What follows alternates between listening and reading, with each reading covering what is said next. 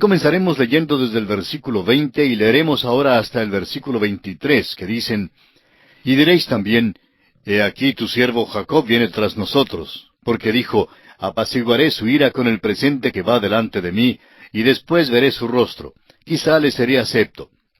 Pasó pues el presente delante de él, y él durmió aquella noche en el campamento. Y se levantó aquella noche, y tomó sus 2 mujeres, y sus 2 siervas, y sus 11 hijos, y pasó el vado de Jaboc. Los tomó pues, e hizo pasar el arroyo a ellos y a todo lo que tenía. Esta es la noche cuando Jacob tuvo una gran experiencia. Llegó a este lugar muy desolado al cruzar el vado de Jaboc. Hoy por esa región hay una carretera muy bonita. La construyeron para el reino esomita del Jordán. Conduce a un área que no sería posible ver si no fuera por esa carretera. Es algo solitario por allá. El cruce está en un lugar muy desolado y queda entre 2 cerros. Es escabroso y montañoso, pero son realmente cerros. Allí es donde llegó Jacob esa noche. Y notamos que no es un hombre feliz porque está lleno de temor y dudas. Recuerda que tiempo atrás había maltratado a su hermano Esaú. Dios no le mandó a conseguir la primogenitura con el método que él empleó. Dios se la iba a dar de cualquier manera.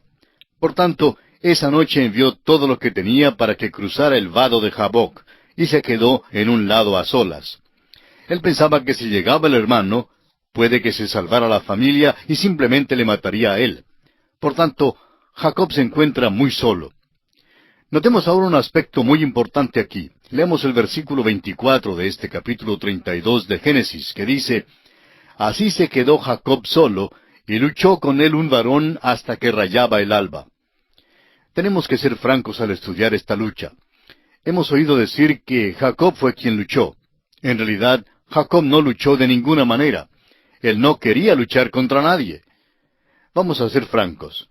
Tiene al tío Labán tras de sí, quien no tiene buenas intenciones para con él. Por delante tiene al hermano Esaú. Y en realidad, Jacob no sirve de contendor para ninguno de los dos. Se encuentra, como dijéramos, entre la espada y la pared y no sabe qué hacer. Ahora, ¿piensa usted que quisiera enfrentarse a otro contendor esa noche? Bueno, creemos que no. Hace algunos años, la revista Time, en su sección de deportes, informó sobre los votos a favor del luchador más grande y dijo: ni un solo voto llegó al atleta más famoso de la historia, el luchador Jacob. Luego recibieron una carta por correo de alguien que decía: háganme el favor de decirme algo de este luchador Jacob. Nunca antes había oído hablar de él. Bueno, es obvio que nunca leyó la Biblia. Jacob no es luchador. Y quisiéramos que esto quede aclarado aquí al principio. Aquella noche se quedó solo porque quería estar solo y no buscaba ninguna lucha. Ahora, ¿quién fue el que luchó con Jacob aquella noche? Bien, es una buena pregunta y ha habido bastante especulación en cuanto al personaje que luchó con Jacob. Creemos que no fue otro sino el Cristo preencarnado, y tenemos una evidencia de ello. Leamos en Oseas capítulo 12, los versículos 1 al 5, que dicen: Efraín se apacienta de viento y sigue al solano. Mentira y destrucción aumenta continuamente, porque hicieron pacto con los sirios, y el aceite se lleva a Egipto. Pleito tiene Jehová con Judá para castigar a Jacob conforme a sus caminos. Le pagará conforme a sus obras. En el seno materno tomó por el calcañar a su hermano, y con su poder venció al ángel. Venció al ángel y prevaleció. Lloró y le rogó, en Betel le halló, y allí habló con nosotros. Mas Jehová es Dios de los ejércitos, Jehová es su nombre. Jehová es su nombre. Amigo oyente, no fue otro sino Jehová, el Cristo preencarnado, quien luchó con Jacob aquella noche. Leamos ahora los versículos 25 y 26 de Génesis capítulo 32.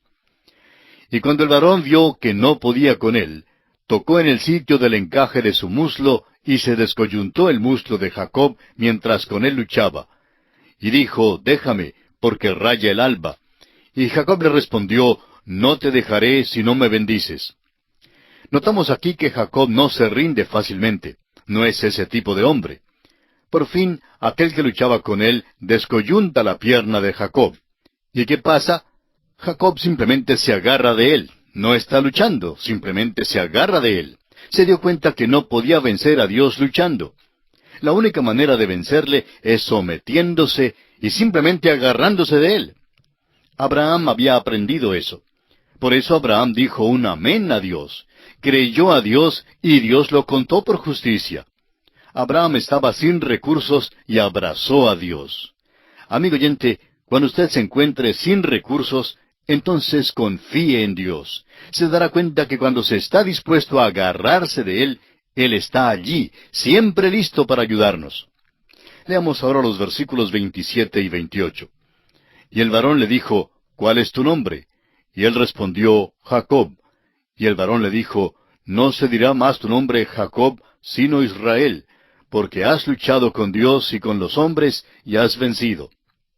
Ya no es más Jacob. Jacob es el usurpador, el tramposo. Ahora es Israel. ¿Y por qué? Porque como dijo el ángel, has luchado con Dios y con los hombres y has vencido. De aquí en adelante, la nueva naturaleza de Israel será manifestada en la vida de este hombre. Sigamos ahora con los versículos 29 y 30 de Génesis 32.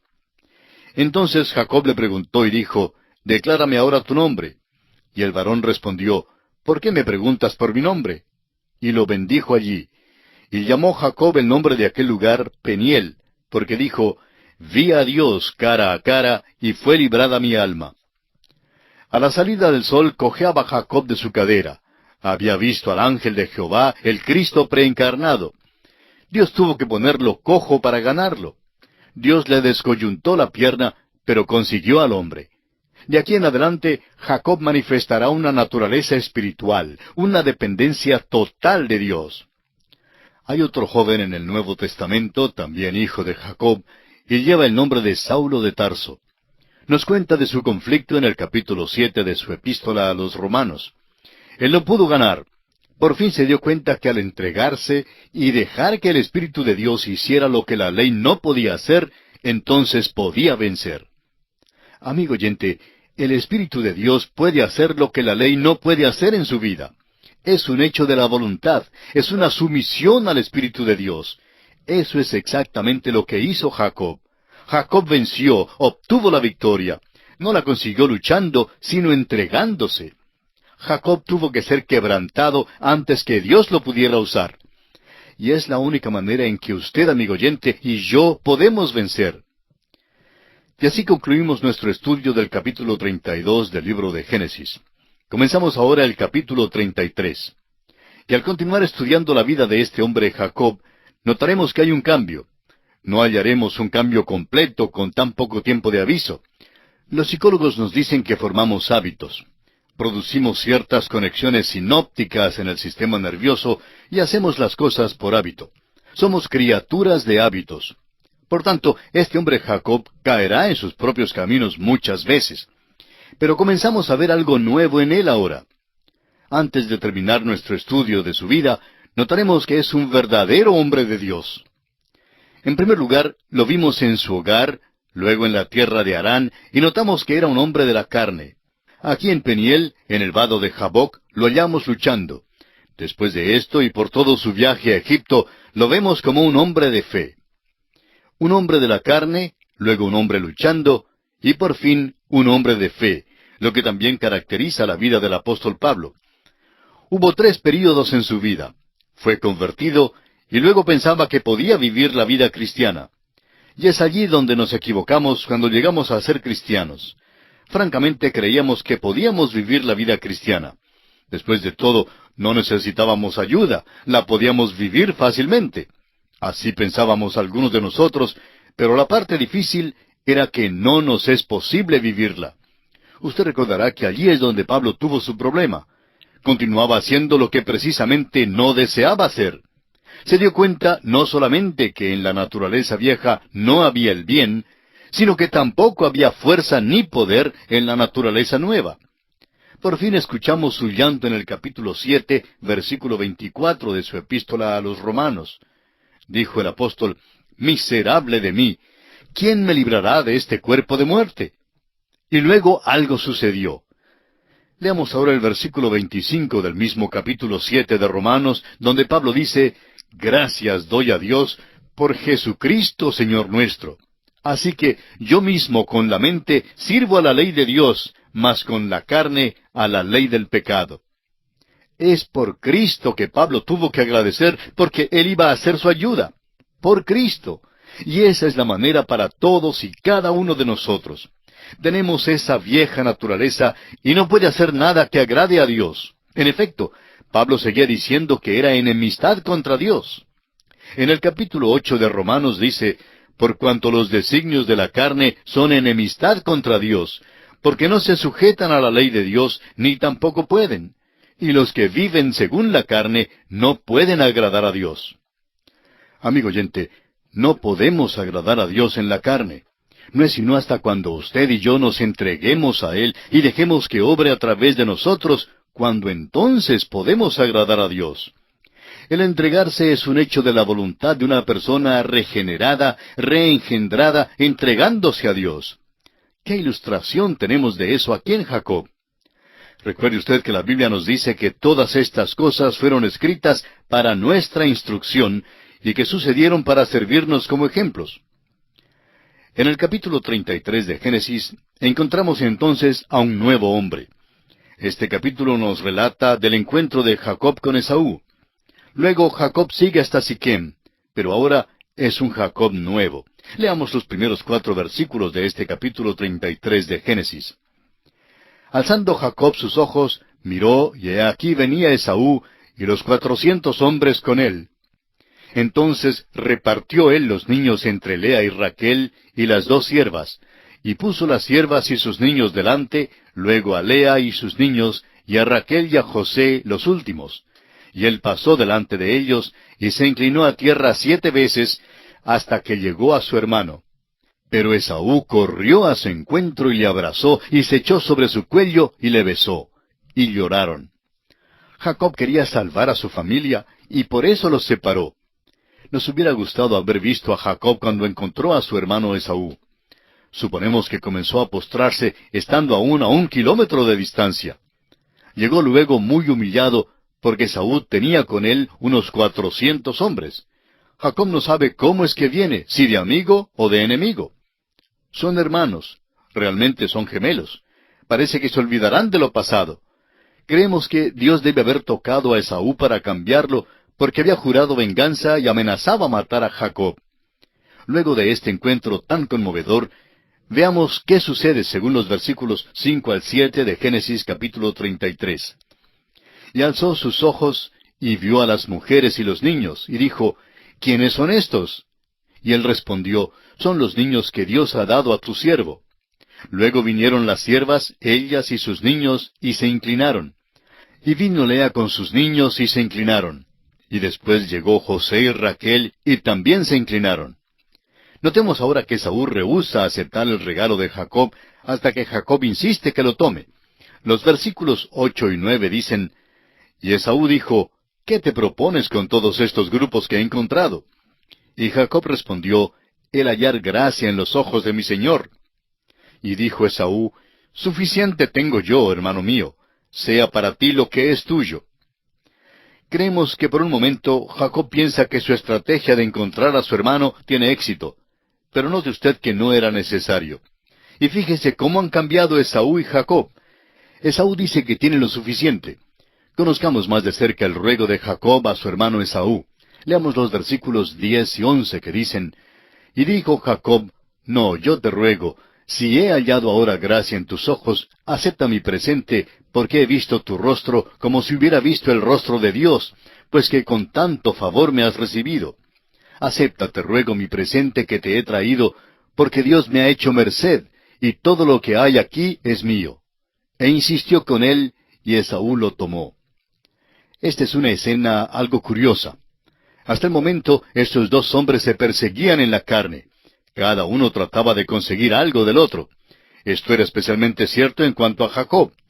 Pero ahora encontramos que Jacob desempeña otro papel. Aquí insiste que su hermano Esaú reciba un regalo. Su hermano, por su parte, insiste en que no necesita de él. Esaú le asegura que no le falta el regalo. Sin embargo, Jacob insiste que lo tome. Amigo oyente, algo ha pasado para cambiar a Jacob. Usted recordará a Zaqueo que subió al árbol.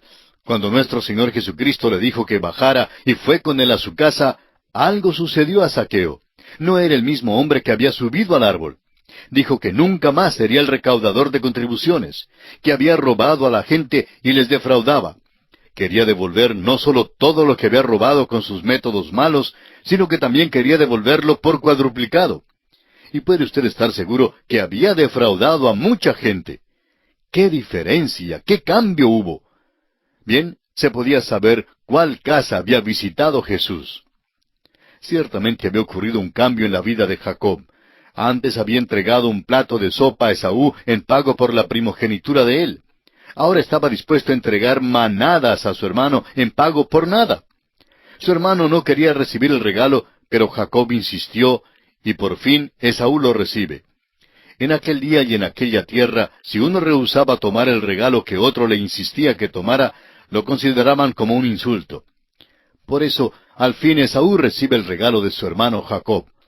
Sigamos adelante con esta apasionante historia. Leamos ahora los versículos 12 al 14 de Génesis capítulo 33, que dicen, Y Esaú dijo, Anda, vamos, y yo iré delante de ti.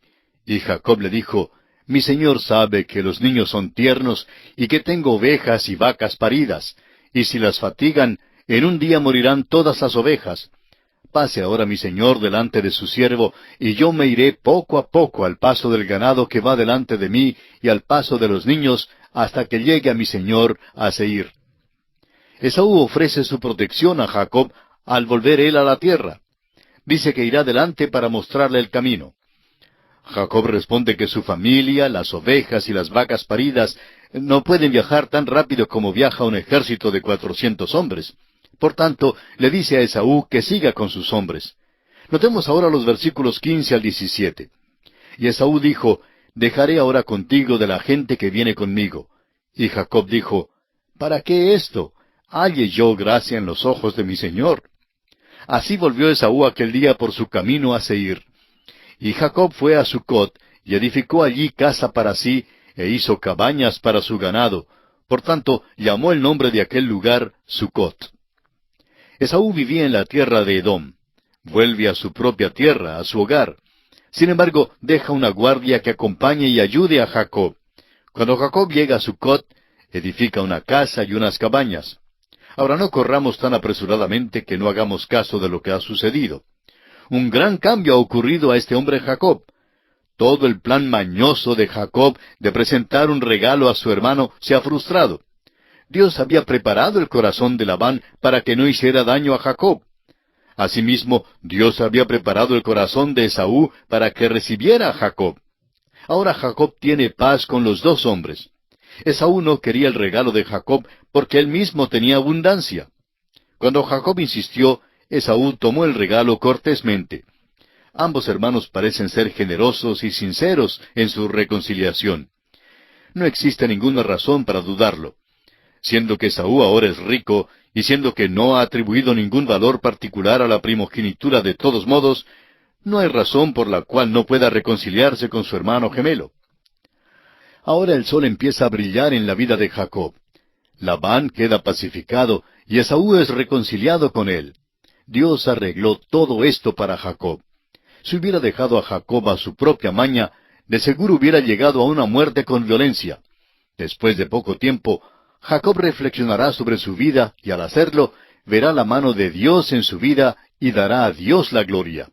Sin embargo, el mal que ya ha sembrado debe cegarlo abundantemente. Todavía le queda al hombre muchas dificultades. No hay ninguna indicación de que Esaú haya tenido una experiencia espiritual. Hay una explicación natural para su amistad. Tenía riquezas en abundancia y no le interesaba la primogenitura. Esaú, pues, se va para Seir y nos despedimos de él por el momento. Regresará más tarde para el funeral de su padre cuando muere Isaac. Hay un versículo de la Escritura que bien pudiéramos escribir sobre la vida de Esaú. Se encuentra en Proverbios 14, versículo 12, y dice, Hay camino que al hombre le parece derecho, pero su fin es camino de muerte. Volviendo a Génesis capítulo 33, leamos los versículos 18 al 20. Después Jacob llegó sano y salvo a la ciudad de Siquem, que está en la tierra de Canaán, cuando venía de Padán Aram, y acampó delante de la ciudad. Y compró una parte del campo donde plantó su tienda de mano de los hijos de Amor, padre de Siquem, por 100 monedas, y erigió allí un altar, y lo llamó El Elohe Israel. A veces critican a Jacob porque se detuvo aquí en Sucot y en Siquem, y no siguió hasta Betel. En realidad no debemos esperar tanto de Jacob ahora mismo. Está lisiado y está empezando a aprender a caminar con las piernas espirituales. Jacob edifica un altar aquí, así como su abuelo Abraham tenía la costumbre de edificar altares por donde quiera que iba. Lo más notable es que Jacob identificó su nombre nuevo con el nombre de Dios. Llamó a este lugar El Elohe Israel, que significa Dios, el Dios de Israel. Esto indica un desarrollo verdadero en la vida de un hombre que está aprendiendo a caminar. Vamos a decirlo así, este hombre está en camino a Betel, pero no ha llegado allí todavía. Primero viaja a Sucot, pero hasta el momento este hombre no había edificado altares a Jehová, Dios de su padre. Ahora ha hecho precisamente eso. Ahora llega a tener un testimonio para con Dios. Y así concluye nuestro estudio del capítulo 33 de Génesis. Y en él hemos visto el encuentro de Jacob y Esaú. Hemos considerado 3 aspectos principales. Jacob se encuentra con Esaú y le presenta a su familia. Luego vemos que Esaú rehúsa aceptar los presentes de Jacob hasta cuando Jacob insiste en que los reciba. En tercer lugar, Jacob y Esaú se separan. Pero el aspecto sobresaliente en todo el capítulo es el cambio que se ha operado en Jacob, y esto es de suma importancia. Porque este es el punto al cual debemos llegar todos los hombres. Así como Jacob luchó o se agarró del ángel de Jehová y venció, asimismo Dios quiere otorgarnos la victoria por medio de Jesucristo. Y solo podremos obtener esa victoria sometiéndonos a la voluntad de Dios, sometiéndonos a Jesucristo mismo. Amigo oyente, si usted aún no ha aceptado a Cristo Jesús en su corazón, no se ha sometido a su voluntad, le exhortamos a que lo haga en esta misma hora, y notará que Dios obrará en su vida un cambio profundo, un cambio radical, un cambio total, que le permitirá pertenecer a la familia de Dios.